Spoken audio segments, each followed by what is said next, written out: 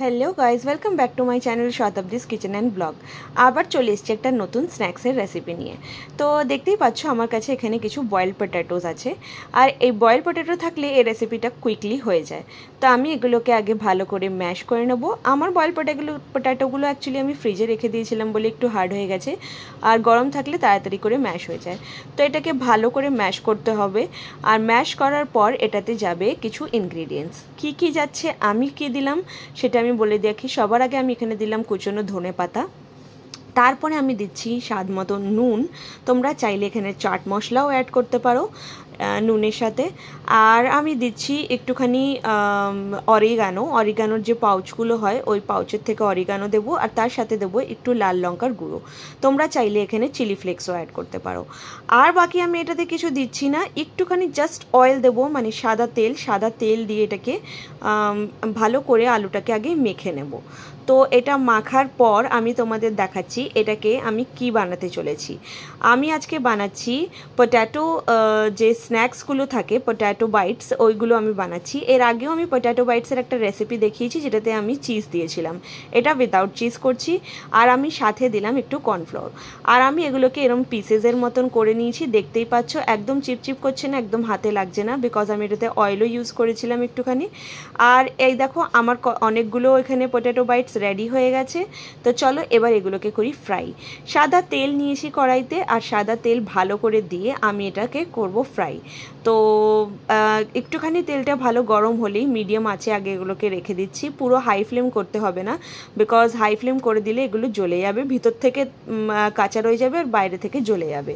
তো আমি কিছুটা দিয়ে দিলাম এর মধ্যে, আর বাকি আমি কটা পিস, মানে জাস্ট 5টা পিস আলাদা রেখে দিয়েছি, যেটা আমি তোমাদেরকে বানিয়ে দেখাবো আজকে আমার নতুন এয়ার ফ্রায়ারে।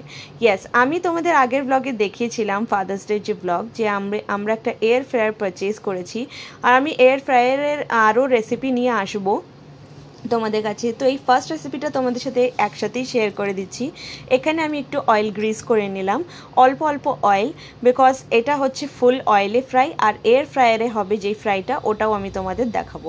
তো ইন দ্য মিনওয়াইল আমি এগুলোকে একটু উল্টে পাল্টে দিচ্ছি। দেখতেই পাচ্ছ এখনও একটু গোল্ডেন কালার হয়নি, তো একটু গোল্ডেন কালার হবে এগুলো, তারপরে গিয়ে ভালো দেখাবে। তো আমি এই দেখো এক সাইডটা উল্টে দিয়েছি, আর এক সাইড হচ্ছে, আর একদম মিডিয়াম ফ্লেমে করছি, বেশি হাই ফ্লেমে করিনি। দেখতেই পাচ্ছ এগুলো গোল্ডেন গোল্ডেন হয়ে গেছে।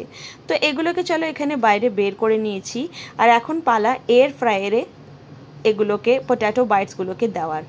আর পটেটো বাইটসগুলো এয়ার ফ্রায়ারে কেমন হয় খেতে সেটা তো আমিও ফার্স্ট টাইম ট্রাই করব। এটা কিন্তু খুবই ক্রিস্পি হয়েছিল খেতে, আর খুবই দারুণ খেতে লাগে।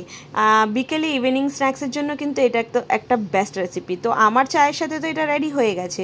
তো এই দেখো এবারে আমি দেখাবো এয়ার ফ্রায়ারে আমি এটা কিভাবে বানালাম। তো চলো, আমি এয়ার ফ্রায়ারটাকে কোনো প্রিহিট করিনি, আমি বলে রাখি।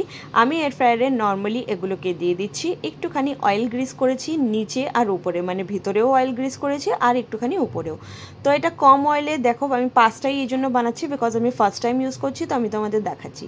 তো আমি এখানে দিয়ে দিয়েছি, আর এখানে আমি 200 ডিগ্রিতে করলাম, আর টাইমিং না, আমি আই থিঙ্ক 180 ডিগ্রিতে। অ্যাকচুয়ালি আমার এখানে না অনেকগুলো উপরে প্রেফারেন্স আছে কি কোনটাতে ফ্রাই করতে হবে, কোনটাতে চিকেন, কোনটাতে মাছ। তো আমি এটাকে অনলি 30 মিনিটসের জন্য দিলাম। তো 30 মিনিটস দিয়ে আমি দেখলাম যেটা হয়নি, নেক্সট টাইম আমি আবার এটাকে আরেকটুখানি দিলাম। তো আমি এটাকে দিয়েছিলাম আধা ঘন্টার জন্য। তো আধা ঘন্টা পর দেখো আমার স্ন্যাক্স একদম রেডি। তো কেমন লাগলো রেসিপিটা একবার নিশ্চয়ই জানিও, আর কমেন্টস করতে ভুলো না।